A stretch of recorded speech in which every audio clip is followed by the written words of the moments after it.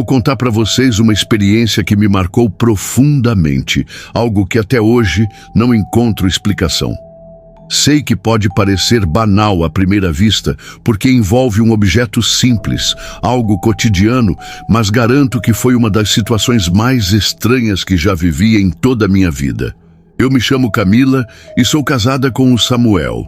Meu marido é pastor e quem vive essa rotina sabe o quanto isso exige dedicação, tempo, esforço e fé. Durante um período, ficamos afastados da atividade pastoral. E nessa época a vida era um pouco mais tranquila, conseguíamos respirar mais, aproveitar a família, e eu tinha até mais tempo para assistir vídeos e relatos de experiências sobrenaturais na internet.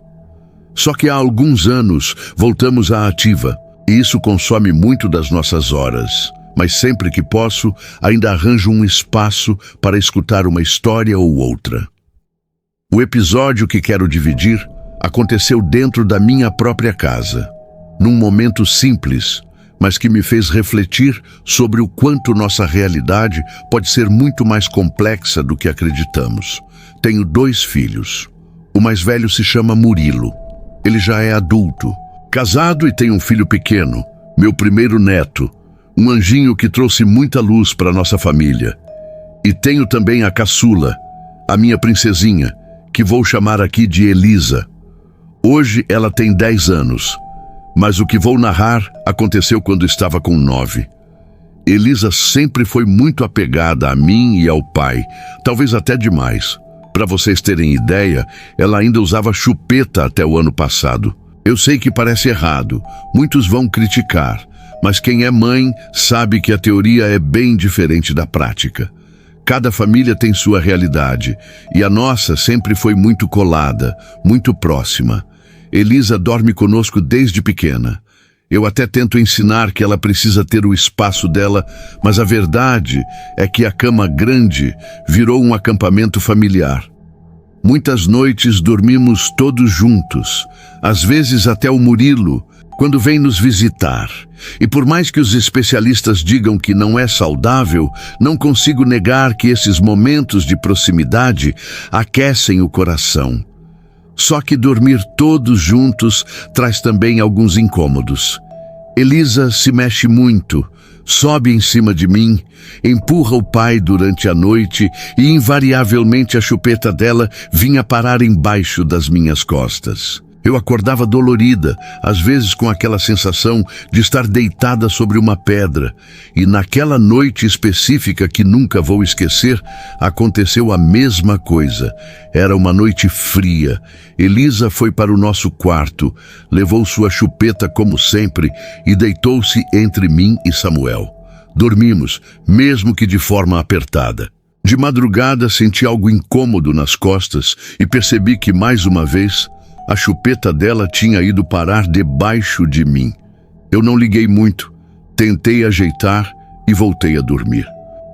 Pela manhã, Elisa acordou chorando, reclamando que não encontrava a chupeta. Eu, meio sonolenta, falei que estava comigo, porque tinha sentido durante a noite. Então levantei, apalpei o colchão, procurei ao redor e confirmei. Estava realmente embaixo de mim. Peguei a chupeta, mas ao tirá-la de lá, ela escorregou da minha mão, fez aquele barulho inconfundível de plástico batendo no chão e caiu.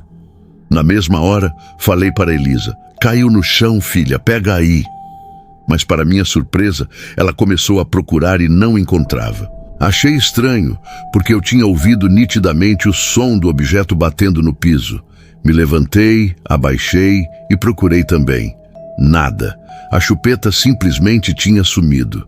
Pensei que talvez tivesse rolado para baixo da cama. Arrastei o criado mudo, puxei lençóis, cobertores, tudo. Revirei o quarto inteiro e não encontrei nada.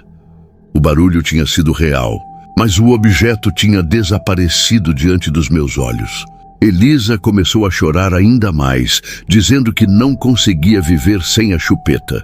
Eu tentei acalmá-la, dizendo que talvez fosse um sinal para ela largar de vez esse hábito.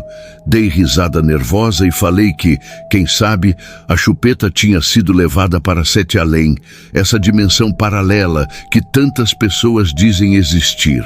Ela não achou graça, continuou chorando, e confesso que eu mesma estava incomodada. Mas como já estava na hora de levantar, tomar café e seguir a rotina, acabei deixando o assunto de lado. Durante o dia inteiro, o sumiço da chupeta ficou na minha cabeça. Eu entrei várias vezes no quarto, sempre com a esperança de encontrar o objeto em algum canto, mas nada. Elisa passou a maior parte do tempo na casa da avó, brincando com os primos, e eu aproveitei para organizar a casa. Lá pelas 4:30 da tarde, como fazia bastante frio, fui fechar as janelas. Entrei novamente no meu quarto e quando olhei para a cama, quase deixei a bandeja que segurava cair no chão. Lá estava a chupeta, em cima da colcha, exatamente no centro da cama. Naquele instante, meu corpo inteiro se arrepiou. Eu mesma tinha arrumado a cama de manhã, tinha dobrado os lençóis, estendido a colcha, verificado cada canto. Não havia como aquele objeto estar ali. E não havia ninguém em casa além de mim. Elisa só voltou da casa da avó quando já era fim de tarde. Quando viu a chupeta, correu até a cama, pegou-a nas mãos e disse: "Obrigada por devolver a minha chupeta." As palavras dela ecoaram na minha mente como se fossem carregadas de algo além da inocência infantil. Quem devolveu? Quem trouxe de volta? Será que minha filha, sem saber, tinha razão? Será que alguém ou alguma coisa tinha levado aquele objeto e, por algum motivo, resolvido devolver depois? Até hoje não sei responder. Pode parecer um detalhe pequeno. Uma chupeta que some e depois aparece, mas quem viveu sabe o quanto foi estranho. O som que ouvi quando caiu, o quarto revirado, as horas sem encontrar nada, e de repente o objeto colocado exatamente em cima da cama, no lugar mais visível possível. Não há como não pensar que havia uma inteligência por trás daquilo. O que mais me impressiona é que essas manifestações, quando acontecem, parecem escolher momentos triviais, simples, quase banais. Não foi uma grande aparição, não foi um fenômeno cinematográfico, foi apenas uma chupeta que desapareceu e reapareceu. Mas justamente por ser algo corriqueiro é que se torna tão perturbador. Como confiar nos nossos sentidos se eles podem ser desafiados dessa maneira?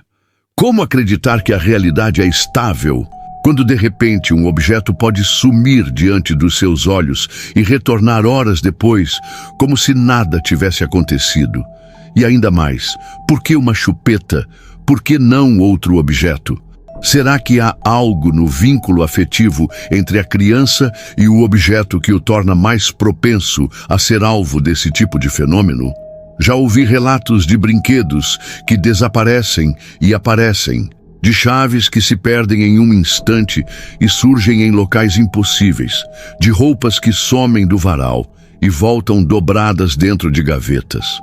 Mas quando acontece com você, dentro do seu quarto, não tem como reagir com naturalidade.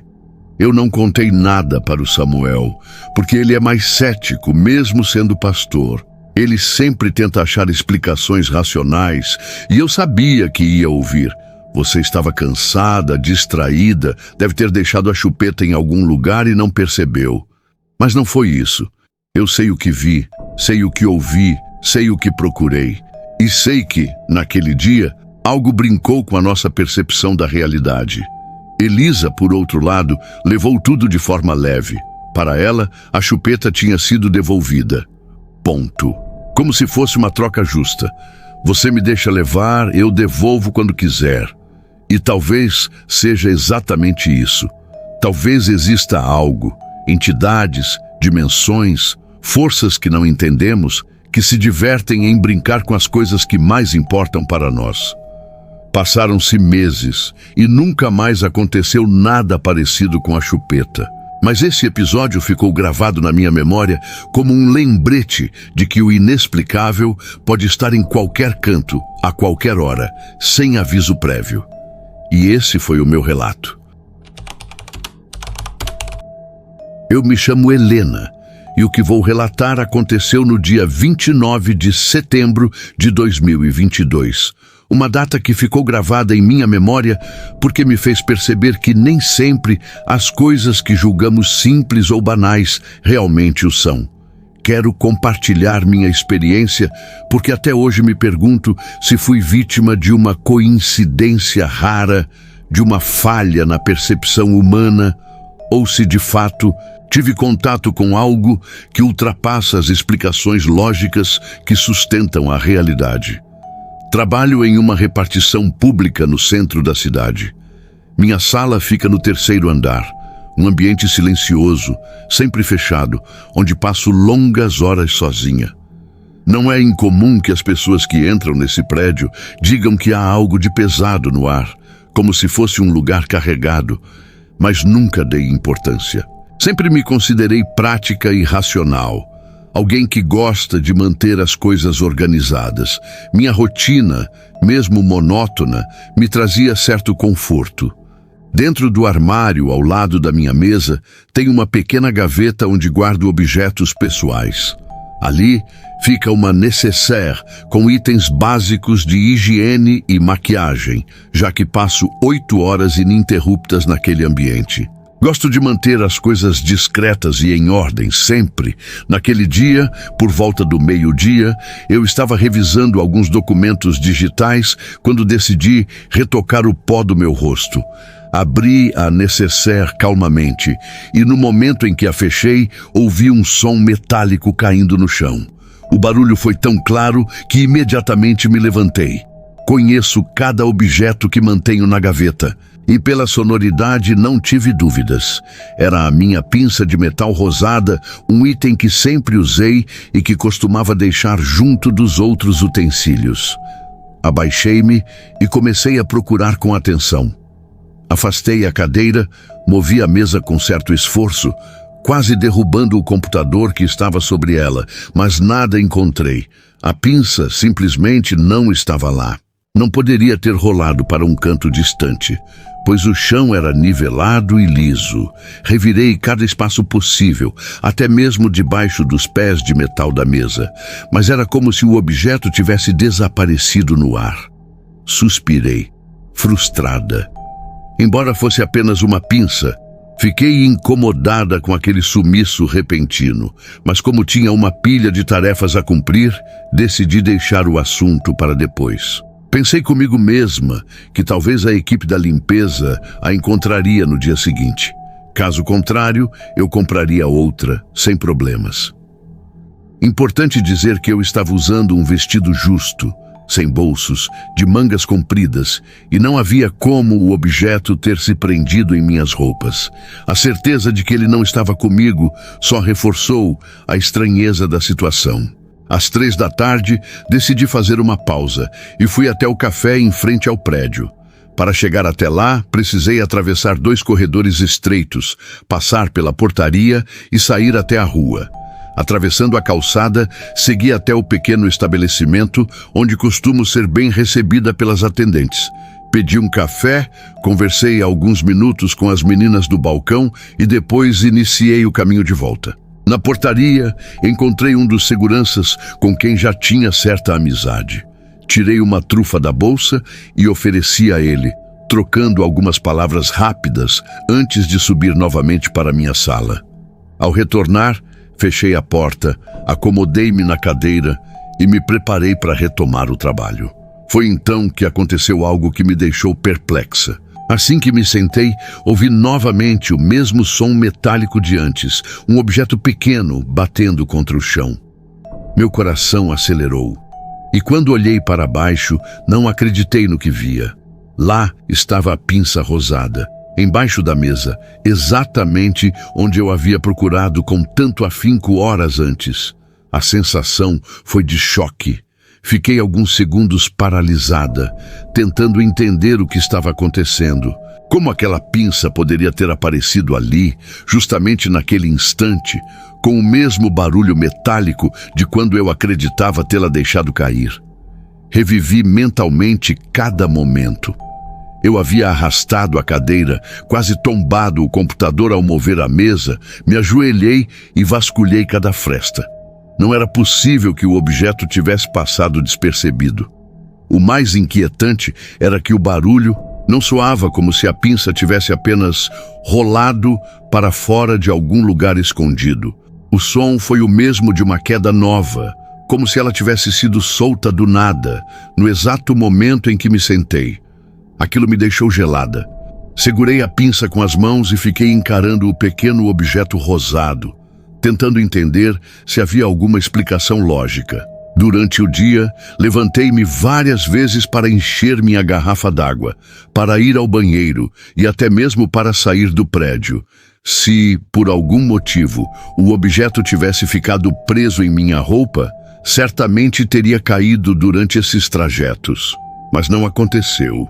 A queda só ocorreu naquele instante, quase aos meus pés, de uma forma que parecia intencional. Nos últimos meses, eu vinha estudando temas ligados ao arquétipo de Lilith, mergulhando em leituras sobre simbolismos femininos, rituais de fortalecimento interior e práticas espirituais voltadas ao autoconhecimento. Naquela semana, meus exercícios estavam mais intensos e confesso que, em algumas ocasiões, tive a sensação de não estar sozinha. Sonhos vívidos me acompanhavam quase todas as noites, e em alguns deles eu sentia uma presença que me observava com firmeza, como se tentasse se comunicar. Segurando aquela pinça rosada em minhas mãos, não pude evitar a associação. Será que aquilo era um sinal? Um gesto simbólico? Porque justamente aquele objeto, tão ligado ao cuidado estético, ao feminino, apareceria e desapareceria, como se tivesse sido manipulado por algo invisível. Era como se uma resposta silenciosa estivesse diante de mim, confirmando que minhas práticas não eram apenas jogos da mente. Eu sempre me considerei cética quanto a experiências sobrenaturais, mas naquele momento, pela primeira vez, senti uma convicção estranha de que não estava sozinha na sala. E mais, que alguém ou alguma coisa quis deixar claro que estava ali comigo. Guardei a pinça novamente na nécessaire, mas não consegui mais me concentrar no trabalho. O silêncio da sala, que antes era acolhedor, tornou-se opressor. Cada estalo da madeira, cada barulho distante no corredor parecia ecoar mais forte. Senti como se estivesse sendo observada, como se uma presença rondasse meu espaço de forma constante. Nos dias que se seguiram, tentei racionalizar. Disse a mim mesma que talvez tivesse me distraído durante a busca inicial e que, de alguma forma, a pinça estivesse ali o tempo todo, invisível aos meus olhos. Mas quanto mais eu repetia isso, mais lembrava da clareza com que havia inspecionado cada canto. A sensação de que algo interveio não me abandonava. Com o passar das semanas, outras pequenas coisas começaram a acontecer. Objetos mudavam de lugar sozinhos. Uma caneta que eu jurava ter deixado sobre a mesa aparecia no chão. Meu crachá, que sempre ficava pendurado ao lado do monitor, certa vez sumiu e reapareceu dentro da gaveta da mesa, fechada, horas depois. Tudo isso reforçava a ideia de que havia algo ou alguém interagindo com o meu cotidiano. Hoje, olhando para trás, percebo que aquele episódio com a pinça foi apenas o primeiro de uma série de sinais. Não posso afirmar com certeza se foi Lilith, se foi alguma manifestação espiritual ou apenas uma anomalia inexplicável da realidade. O que posso dizer é que nunca mais olhei para a solidão daquela sala da mesma forma. O espaço, que antes era apenas um local de trabalho, tornou-se um ambiente carregado de mistério, onde cada detalhe parecia esconder algo maior. Até hoje, guardo a pinça rosada como um lembrete. Não como um objeto comum, mas como um marco de uma experiência que mudou minha forma de enxergar o invisível. Sempre que a vejo, Lembro que nem tudo pode ser explicado e que o mundo ao nosso redor pode estar mais vivo e enigmático do que supomos. E assim, encerro este relato, deixando registrado um aviso silencioso. Quando pequenos objetos desaparecem e reaparecem em nossas vidas, talvez não seja apenas coincidência, talvez seja a forma que o invisível encontra para se fazer presente. Este episódio me mostrou como a mente humana busca desesperadamente respostas para o inexplicável. Ao mesmo tempo, revelou que certos acontecimentos parecem orquestrados de forma a desafiar nossa lógica. A pinça rosada pode ser vista como um simples objeto do dia a dia, mas naquele contexto ganhou o peso de um símbolo. Se foi fruto de lapsos de atenção, ainda assim demonstra como somos vulneráveis a nossas percepções limitadas. Se foi algo além, então fica claro que o invisível escolhe meios sutis para se manifestar, lembrando-nos de que não temos controle sobre tudo. O que mais me inquieta nesse acontecimento é a maneira como ele se deu. Não houve sons estranhos, luzes, vozes ou vultos, apenas um objeto desaparecendo e reaparecendo. Essa simplicidade é justamente o que torna o fenômeno perturbador, porque não deixa brechas para ilusões elaboradas ou para alucinações complexas. Foi algo direto, real, físico. Talvez seja um exemplo clássico do que chamam de aportes, quando objetos são transportados por meios sobrenaturais. Talvez tenha sido apenas um truque da mente. Mas, se for o primeiro caso, fica uma pergunta: quem ou o que estava nos observando naquele quarto? Se você tem um relato sobrenatural, pode nos enviar no e-mail que está na descrição. Até a próxima.